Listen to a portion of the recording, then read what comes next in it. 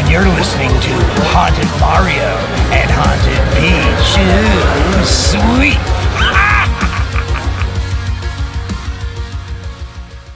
Hello everyone and welcome back to the Haunted Mario podcast. We are joined today by Haunted Peach. Hi everyone! And this is episode 14. We're going to be talking about a couple of subjects, our experience at this year's MONSTERPALOOZA, and our upcoming trip to Virginia City, Nevada for Douglas Carnahan's 7th annual Virginia City Paracon. But before we get to that, we're going to touch on a little subject here about something that has been on our minds in the last probably year or so. We wanted to touch base on what's been occurring in a bit of the paranormal community. Yeah, and a lot of that is a problem in where different investigators and groups are sort of bickering and battling amongst each other. There seems to be a war of words that's going online through social media, through various paranormal groups and followers of those groups getting involved. It needs to cool down. We in the paranormal community need to be on a united front. We're all researching the same thing here. When it all boils down to it, we're all in this field because we are looking for answers. We're looking for proof, scientific proof, if at all possible, of proving that there is life beyond death and that it does exist within our own day-to-day lives, that we do encounter real paranormal experiences that can be quantifiably proven via scientific means. I've noticed a growing trend over the last year of friends and colleagues and other people that we know in the paranormal community that seem to be bickering and battling amongst each other, but really there's no point to it. We both feel that not only does it cause sort of an awkward situation when you're friends with both parties, but it also it isn't healthy for the advancement of our field when people can't get along with each other. We're all adults in this field, and realistically we should all act as such. Now, Haunted Peach and I, we always consider ourselves a neutral party to these type of things. We do not like to get involved in any one individual's or group's problems and drama. I just feel that those outside of our community already give the paranormal community a very hard time about the stuff that we do. And, you know, I used to be on that end of the spectrum and looking at the paranormal community as such, but until I experienced it myself, I didn't truly understand what it is that sparks that kind of curiosity and fervor for wanting to find answers to what exists beyond the life that we live. So we just feel that everyone should just get along and work together to advance this field even further than it has gone in the last 20 years, because we are doing something important here. At least I believe that, and Haunted Peach believes that as well. Now, Haunted Peach, are there any thoughts that you have regarding the current state of just this whole infighting between people in the paranormal community? Now again, we're not naming any one person or any groups, and we're just speaking in general, because this is something that we've seen as a growing trend over the last year. I mean, we've noticed that this has been an existent thing over the last few years, but more so this last year has it become more obvious. So Haunted Peach, do you have any thoughts on that, or any words that you might want to pass on to those that might be listening? I just wanted to add that we're just setting an example for people that are just coming into the paranormal field, whether it be word of mouth or by social media, and they see us bickering over new equipment or evidence. It's just something that we shouldn't be showing them on the first time around when they're first coming into this. Well, realistically, it's something we shouldn't be showing them at all, and we should all be getting along. It's kind of troublesome when you have new people coming in with an open mind, or at least they're trying to have an open mind, and all they can hear is the negative remarks about one investigator or a group of investigators, when realistically we're all searching for the same thing. And those people are probably searching for answers to questions that they might have themselves on a very personal level. I kind of feel like it is our personal duty, as Haunted Peach pointed out, to set an example for these individuals that are joining the paranormal community for the first time.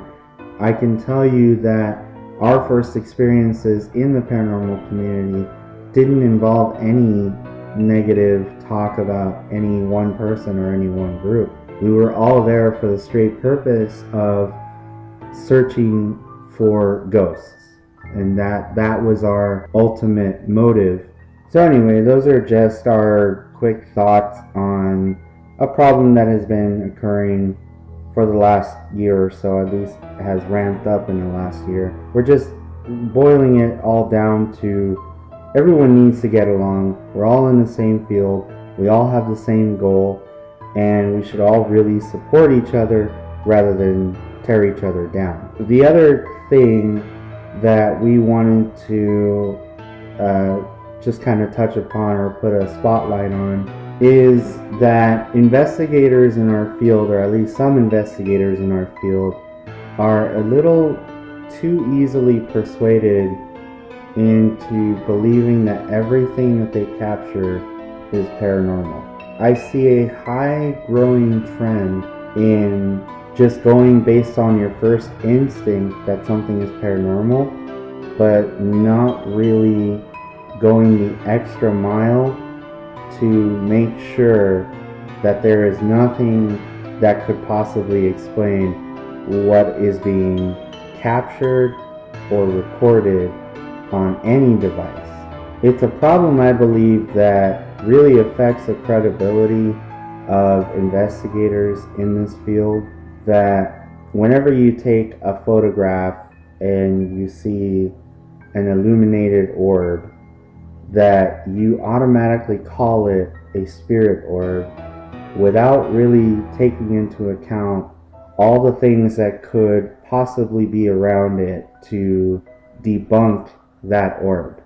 Now, obviously, speaking from a skeptic's point of view, being that myself in this field, I started as a skeptic and have slowly, over the years, experienced things that I could not explain. I still keep that level of skepticism while investigating. It's really important to really use those skeptical tactics to make sure that the stuff that you're capturing is actually paranormal. Now, I find it troublesome that there are investigators out there, and again, we're not naming anyone in particular or any group in particular, but there are investigators and investigating groups out there that will post a picture and put text underneath it or caption it with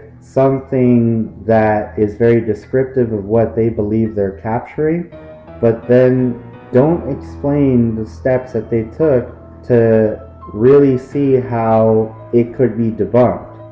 And even furthermore, when an individual steps up and calls them out on that, they get incredibly defensive and automatically shoot them down, and then their followers just jump on them like they're, being brought into a slaughter. And it shouldn't be that way.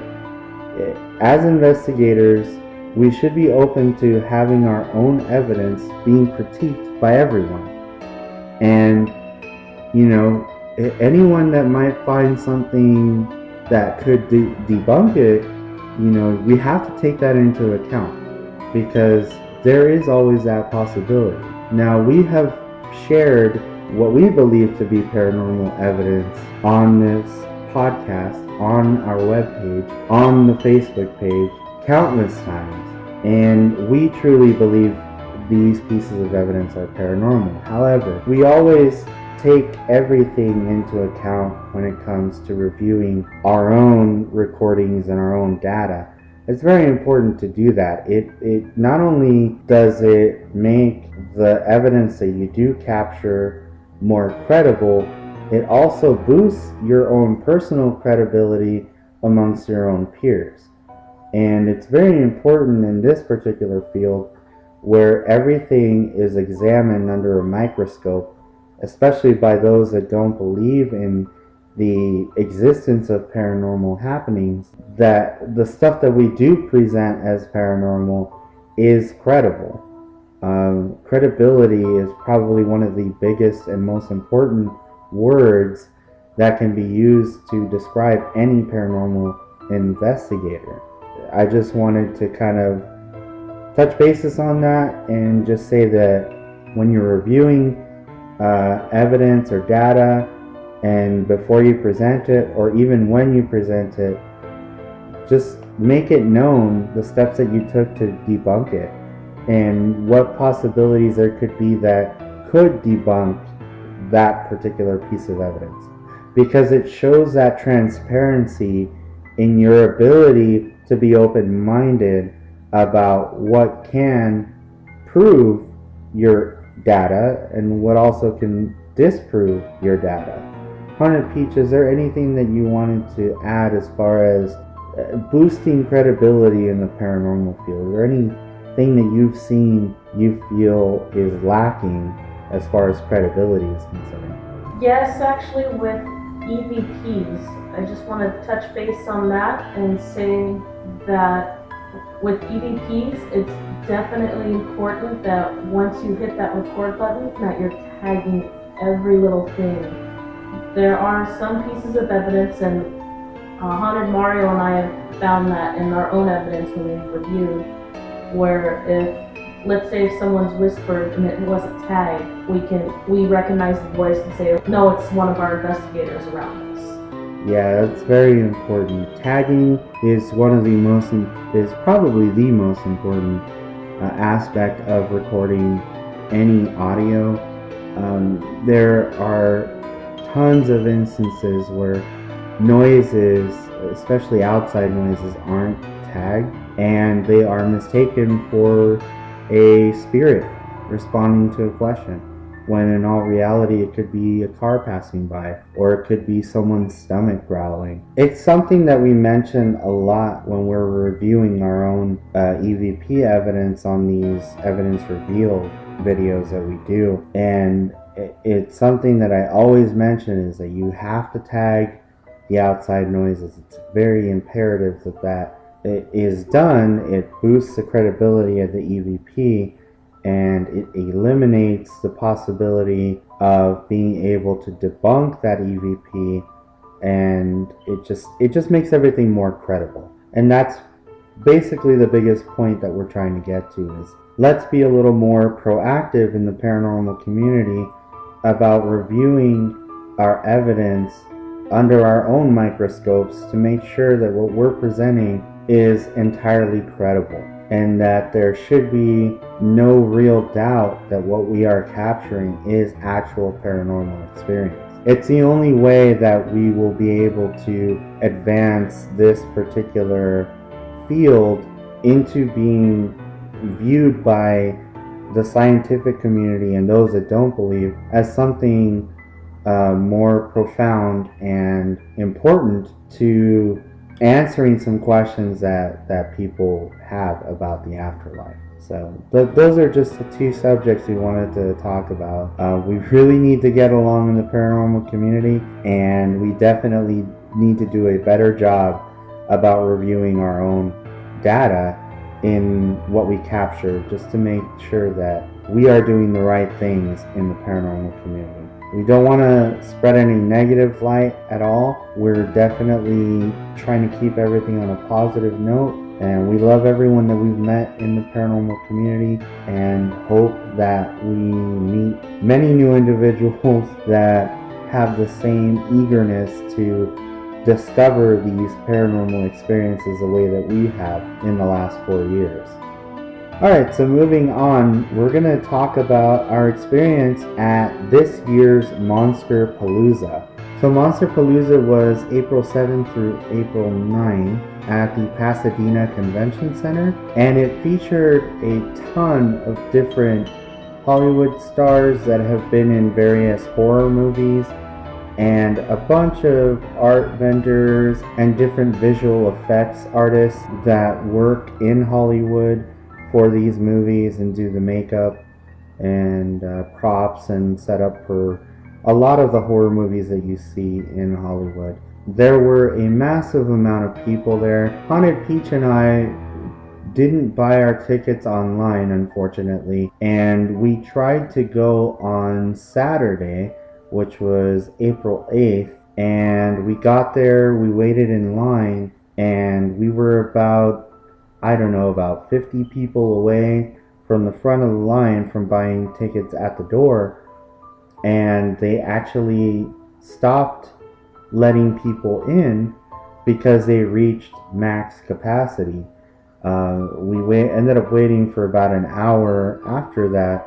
The fire marshal had to be called in to evaluate to see if they would allow any more people in, and unfortunately he said no, and we were turned away. So while we didn't get in on Saturday, we did come back that Sunday and were able to get in. So we went on Sunday, we arrived very early, and as you can see from the video that we're playing here, it just showcasing a lot of the vendors that were there. As you heard from the intro to this podcast, a very special legend in the horror movie community did a very special intro for us, and that is none other than the legend himself, Robert Englund, aka Freddy Krueger, did a great intro for us. He was very gracious enough to do that. We did get our picture with him and among a couple of other horror legends. And Robert Englund is actually Haunted Peach's favorite horror movie actor, and it was a very special moment for her meeting him. So for that, Haunted Peach, what were you thinking when we were waiting in line to meet Robert Englund and to get our picture with him and an autograph for him? And actually, what did you bring for him to autograph? I brought a vinyl pop, Freddy Krueger, for him to sign. Yeah, if you're familiar with that, those are the Funko Pops. They're the little figurines that are basically cartoon caricatures of different characters. That's what Haunted Peach brought over. And how long would you say we waited in line? I think we waited in line maybe 2.5 hours. Yeah, that's funny. No, it was more like 3.5 hours. So luckily when we got there early enough, and we were near the front of the line. So when we got in, we basically bum rushed to get in line to meet Robert Englund. And that line still took a long time. Now, it would have been a much shorter wait, except for at a certain time, Robert Englund had to leave for about an hour to do a Q&A panel. So as the line wound down and the closer we got, the time got closer to the time that he had to leave for that panel. And how many people away would you say we were from actually meeting him before he had to leave? I believe we were about 8 people away. There was a gentleman in front of us that had gotten turned away before with his family. I think in total, with him included, it was 6 people. Yeah, and what she means by turned away, she means that this particular family was actually in front of us the day before when we were trying to buy tickets to get into MONSTERPALOOZA. That was an interesting circumstance, but yes, they were ahead of us, so there were about 8 people ahead of us, and unfortunately we kind of stopped there, and Robert England had to go into the Q&A panel for an hour. So literally for an hour we sat in our spot in line waiting, and when he came back, and actually that ended up working to our benefit, because that means that we weren't rushed through like everyone that was in front of us had been. So we actually had a little more time to interact with Robert England, which is how we got the special intro for him to record to us, and he was gracious enough to do that for us. So Haunted Peach, what were your impressions about meeting your legendary icon Robert England, Freddy Krueger himself? The words starstruck come to mind. He was very sweet and very well mannered. I mean, I can't say enough nice things about him. I was so nervous meeting him. Yeah, it was kind of funny. As we were walking up, she pulled out her Funko Pop and she was holding it in her hands, and she was kind of shaking a little bit because she was so nervous about meeting him. As we walked up to the table, she was just kind of like right behind me and wouldn't move up, and I'm like, okay honey, this is your moment, go ahead and meet Robert England. She's like, I can't, I'm scared. But I nudged her forward, and sure enough, he shook her hand, he said hello, and he signed her Funko Pop. And then came the opportunity for us to take a picture with Robert England. And Haunted Peach, what was that experience like? I was still very, very nervous, and I kind of kept thinking, this isn't real, this is just a dream. I'm going to wake up at home and I'm going to be bummed out when I get up. Well, we walked around the table, and honestly I was thinking that Robert England was just going to, be seated and we would just stand behind, and that's how the picture would be. But no, in fact what happened is we ended up taking this fantastic picture, as you can see here. Robert England was very kind and generous and asked me to sit next to him, and then as you can see from the photo, he proceeded to fake choke me as Haunted Peach stood over us smiling in endearment. But that was an amazing experience, and it was very enriching to see Haunted Peach so happy to meet Freddy Krueger himself, and then to also have him record that intro for us. That was we're forever eternally grateful for that. And the even cooler part about MONSTERPALOOZA was that was not the only horror icon that we met that day. We had an opportunity to also meet Kane Hodder, aka Jason Voorhees, and that was a really awesome experience, because as some of you are aware, Kane Hodder is a paranormal investigator. He is involved in the paranormal world, and it was an honor to meet him.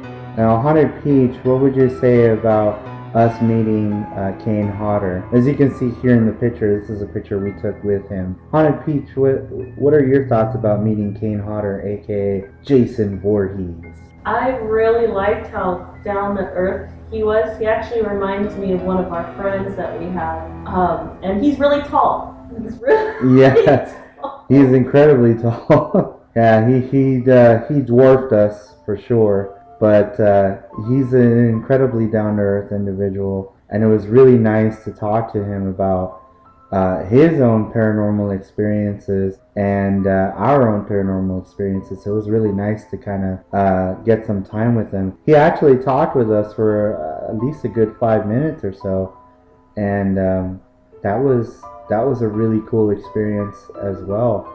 But he was also not the only horror icon that we met. So on top of meeting Robert England and Kane Hodder, we also got to meet someone that has haunted my dreams and nightmares since I was about 6 or 7 years old. And that was the one and only Linda Blair, aka Reagan, from probably the scariest movie of all time, still in my opinion, The Exorcist. And wow, what an experience it was to meet her.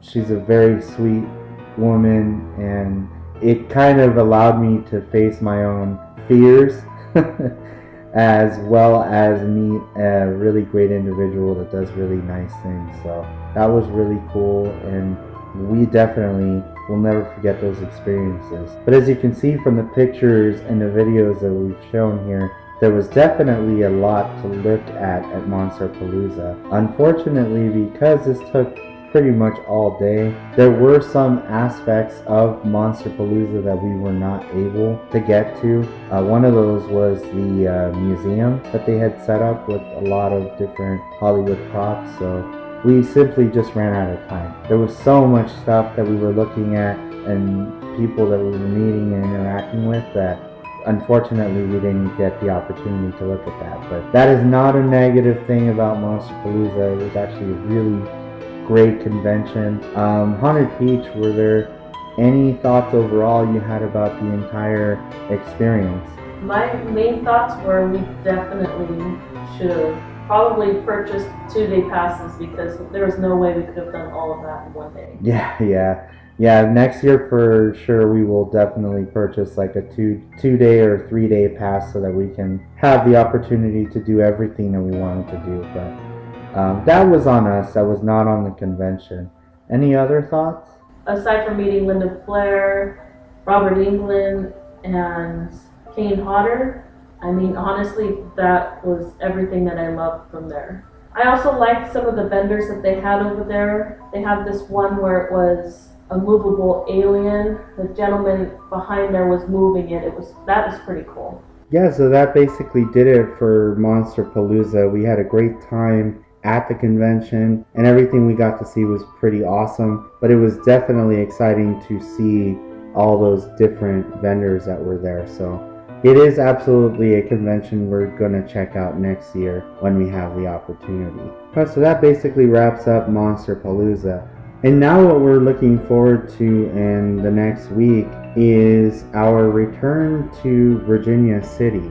And so this coming weekend, which is the weekend of May 6th through the 7th, we'll be heading out to Virginia City, Nevada for the 7th annual Virginia City Paracon, hosted by Douglas Carnahan. As you've heard in some of our previous podcasts, it's definitely a town that we love returning to. Virginia City is that old western town that has a massive amount of history behind it, and it's a town that is just riddled with tons of haunts. We love going there, we love exploring. This year we'll have the opportunity to investigate the cemetery at Virginia City at night. That is going to be an incredible experience because Haunted Peach and I have never actually been to that cemetery, so that'll be a very interesting first time experience for us.